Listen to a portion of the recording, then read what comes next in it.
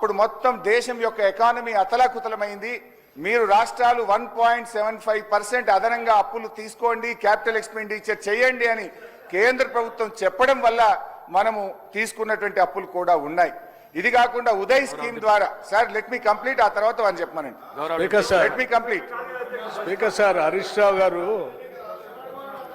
సభలో చాలా సంవత్సరాల నుంచి ఉన్నా అని చెప్తా ఉన్నారు. వారికి అన్ని రూల్స్ తెలుసు, నిబంధనలు అన్నీ తెలుసు. క్వశ్చన్ అవర్లో క్వశ్చన్ను అడుగుతారు, సమాధానం చెప్తాం. క్వశ్చన్ ఏముంటుంది కానీ వారు షార్ట్ డిస్కషన్ లాగా ఉపన్యాసం చెప్పుకుంటూ పోతా ఉన్నారు. మరి వారికి అనుభవం లేకనా, కావాలని సభను తప్పుదోవ పట్టించడం కోసం చేసే ప్రయత్నమా? మీరు అడిగారు, ఈ అప్పుల పైన మీరు తప్పుదోవ పట్టిస్తూ ఉన్నారు, గోబెల్స్ ప్రచారం చేస్తున్నాం, ఏదంటే సభలో చర్చ పెట్టండి. ఎస్, మేము రాగానే సభలో చర్చ ఉండాలనే వైట్ పేపర్ పెట్టాము మీరు చేసిన తప్పులు అన్నింటినీ. మళ్ళీ కావాలని అడుగుతుంటే మాకేం అభ్యంతరం లేదండి. మేము అసలు పూర్తిగా ఈ సభకి, రాష్ట్ర ప్రజలకి వాస్తవాలన్నీ తెలియాలనేటువంటి ఆలోచనలో స్పష్టంగా ట్రాన్స్పరెంట్గా ఉన్న గవర్నమెంట్ ఇది. ఏది దాచుకోవాలని ప్రయత్నం చేయాలి మీలాగా. సో మీరు వాళ్ళ చర్చ పెడదామన్నా ఫైన్, షార్ట్ డిస్కషన్కి వీఆర్ రెడీ. మీరు ఏదో ఏ ఫామ్లో ఇస్తారో ఇవ్వండి, గౌరవ సభాపతి గారికి ఇవ్వండి, వారి అనుమతితో వారు ఇస్తే, టైం ఇస్తే we are ready to debate sir.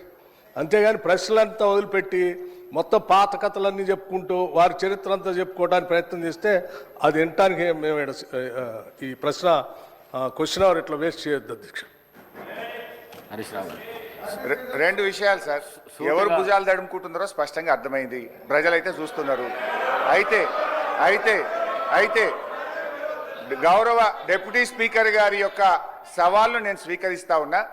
Already BRS party తరఫున మేము ప్రివిలేజ్ మోషన్ ఇచ్చాం. Privilege motion on honourable deputy CM we have given sir. That privilege motion is pending. Sir సభ మళ్ళీ సభను కూడా మళ్ళీ తప్పుదోవ పట్టిస్తున్నారు అధ్యక్ష. మళ్ళీ తప్పుదోవ పట్టించు అంటే లేస్తే సత్యదూరమైన మాటలు మాట్లాడటం తప్ప వాస్తవాలు మాట్లాడితే తల పగిలిపోతారు అని ఏమైనా శాపం ఉందని నా అనుమానం అధ్యక్ష. వీళ్ళకి అస్సలు వాస్తవాలు మాట్లాడరు అధ్యక్ష, అన్ని సత్యదూరాన్ని. ఏంది ప్రివిలేజ్ మోషన్? మీరు ఆ ప్రివిలేజ్ మోషన్ ఇచ్చేది అధ్యక్ష. వీళ్ళు ప్రివిలేజ్ మోషన్ ఇస్తారా సభా నిబంధనల గురించి, సభా నియమాల గురించి? దేనికి ప్రివిలేజ్ మోషన్ అధ్యక్ష?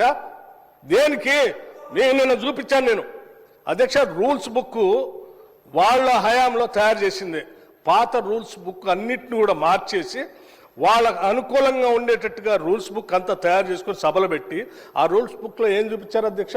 స్పష్టంగా ప్లకార్డ్స్ తీసుకొని రావద్దు, స్లోగన్స్ ఇవ్వద్దు, పొరపాట్లు అట్టు చేస్తే వాళ్ళ మీద చర్యలు తీసుకోవాలని చెప్పి అన్ని చాలా స్పష్టంగా రూల్స్ బుక్లో పెట్టి నిన్న మీరు చేసింది ఎందుకు అధ్యక్ష? ఏం చేశారు మీరు సభలో? మీరు కానీ మీ నాయకుడు ఆనాడు ముఖ్యమంత్రిగా ఉన్నటువంటి కె చంద్రశేఖరరావు గారు సభలో చెప్పినటువంటి ఏ ఒక్క అంశాన్ని అమలు చేశారు అధ్యక్ష? సభ నిబంధనలు పూర్తిగా ఉల్లంఘించారు వాళ్ళు. హౌస్ ప్రివిలేజ్ మొత్తం పక్కదో పట్టించింది వాళ్ళు. ఒకటి కాదు, రెండు కాదు, 3 ఎకరాల భూమి బరాబర్ ఇస్తామని చెప్పారు దళితులు, గిరిజనులకు. ఇచ్చారా? ఈ సభలోనే కదా చెప్పింది వాళ్ళు. ఈ సభలోనే కదా అధ్యక్ష చెప్పింది. డబుల్ బెడ్రూమ్ ఇల్లు ఇస్తా అని చెప్పారు, ఇచ్చారా అధ్యక్ష? ఉద్యోగాలన్నీ పూర్తి చేస్తా బరాబర్ అన్నారు, చేశారా? 2 భిన్నమైనటువంటి డైలాగ్స్ నేను వినిపించగలను అధ్యక్ష. బరాబర్ ఉద్యోగాలు ఇస్తాం అన్నది ఒకటి, ప్రభుత్వాలు ఏడున్నాయి ఉద్యోగాలు, ఏడ తీసుకొచ్చిస్తామని అడిగింది ఇక్కడ నుంచే. సభ నిబంధనలు నియమాల గురించి, సభ నిబంధనలు నియమాల గురించి, ప్రివిలేజెస్ గురించి వారు మాట్లాడితే ఎట్లా అధ్యక్ష? వారు ఏమన్నారు? నేను ప్రివిలేజ్ ఇచ్చారట. ఎందుకు? సభ జరిగేటప్పుడట సభలో ఏంటి ప్రభుత్వానికి సంబంధించిన అంశాలన్నీ బయట మాట్లాడకూడదు కదా, మీరు ఎట్లా మాట్లాడతారు?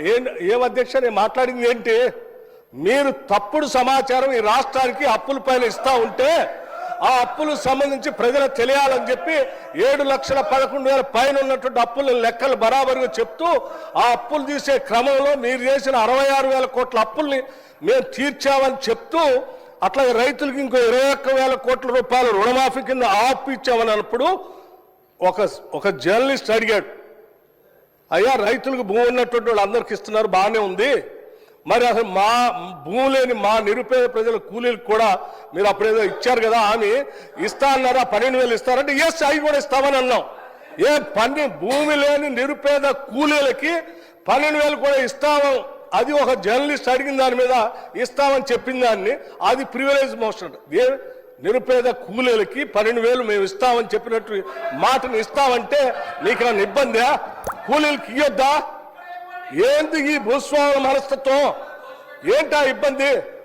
ఏం ఇబ్బంది అంటే దానికంటే ప్రివిలేజ్ మోషన్ ఇస్తారట. రైతు కూలీలకి 12,000 ఇస్తారా అని ఒక జర్నలిస్టు అడిగితే ఇస్తామని అన్నాం, అది ప్రివిలేజ్ మోషన్. రైతు కూలీలకు ఇస్తా అంటే ప్రివిలేజ్ మోషన్. ఇదెక్కడ ప్రివిలేజ్ మోషన్ అధ్యక్ష? ఇదెక్కడ ఉల్లంఘన? ఏ ఉల్లంఘన? Right right. ఇంకోటి చెప్పారు 7,11,000 పైన రుణం ఉంది అని తప్పుడు చెప్తున్నారు. మొత్తం తప్పులు చెప్పిందే మీరు కదా.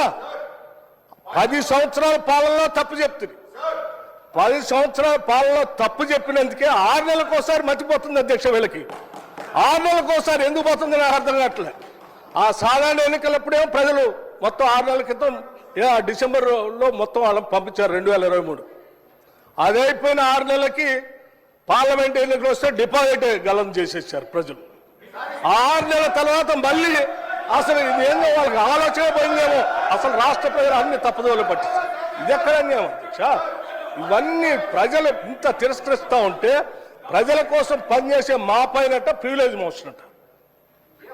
ఎట్లా అధ్యక్ష? మీరు అడిగారు అప్పులు ఎన్ని ఉన్నాయని, చాలా స్పష్టంగా మేమేం దాచుకోలేదు అధ్యక్ష. అప్పులు తీసుకునే ప్రతిదీ ఆర్బీఐ ద్వారా బ్యాంకు ద్వారా నిక్కచ్చిగా స్పష్టంగా ఉంటుంది అధ్యక్ష. ఆ స్పష్టంగా ఉన్న కాగితాన్ని వాళ్ళ మేము దాయలే. వాళ్ళు ప్రతి సందర్భంలో 7 లక్షల పైన అప్పు ఉందనేది ఏది మీరు కార్పొరేషన్ ఇచ్చిన గ్యారంటీస్ వాటిని ఎప్పుడు కలిపి చెప్పలే. కానీ వాళ్ళు మేము చెప్పామే, దాచుకోలేదు కదా. మీలాగా సభను తప్పుదో పట్టించ మీరు ఎప్పుడు చెప్పలేదు. 7 లక్షల పైబడి ఉన్న మాట దాచిపెట్టారు మీరు. మేము ఇవాళ దాయలేదు. నువ్వు ప్రశ్న అడిగితే స్పష్టంగా ప్రశ్న సమాధానం చెప్పాం. దీనిపైన చర్చ కావాలను ఫైన్ రెడీ మేము. Sir sir sir one minute Harish Rao garu, మీరు అడిగిన ప్రశ్నకు కరెక్ట్గా మీరు అడిగితే